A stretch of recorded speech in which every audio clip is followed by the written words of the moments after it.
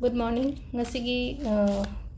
video happening in Minarase October ki tang ahum leba popo nimit. Leba popo nimit se akoina number da haragana 69 sina bibe ai ko ngasi se. Aduga amana color dana red use to be ai.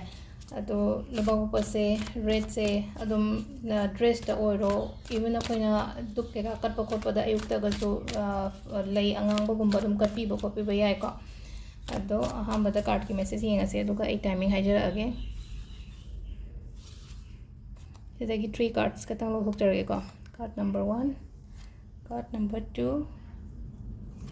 3 ko.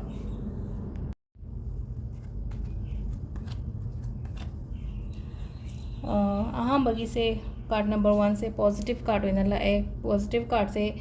kaino leiba thabak punna tawmina ba ngasi se unity leina thabak tawmina ba mutual benefits kumba leiba aduga amana haidi akhoi partnership ta thabak tawbo ragadi kana gani ko ani makto adumaina aduga amasina ani shuba sina hazik se tawgadabadi yam lei pangthokta lei bodo ishai thanda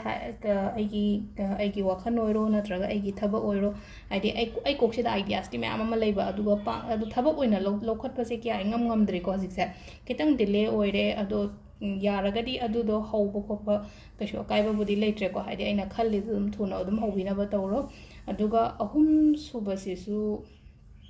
pai ko ngasi gena haragadi afaba nuaiba changakpa leiba adumaina piri aduga tawruba thabakumba success kumba oiba aduga akhoi timing se ko ayuki pung 9 ga minute 5 dagina 12 ga minute 39 phawng lere ko adagi 2 ga minute 1 dagina 3 ga makhai phawba ma adagi 3 ga minute 38 dena nungdangi pung 9 ga minute 1 phawba ma adagi nungdang athengbaina 9 ga minute 39 dena pung 2 ga minute 5 nungalamdai ko sisina khoi timing aphaba ma sida lere ado keno ko leba pokpase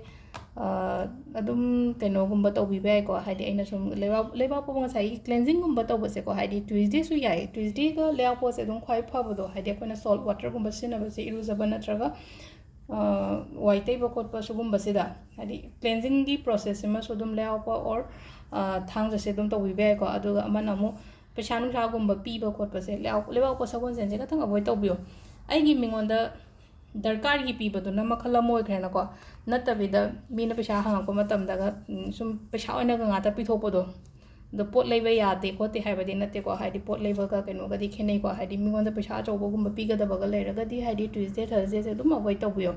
ado sida leire koi ngashigi card message ma'am thank you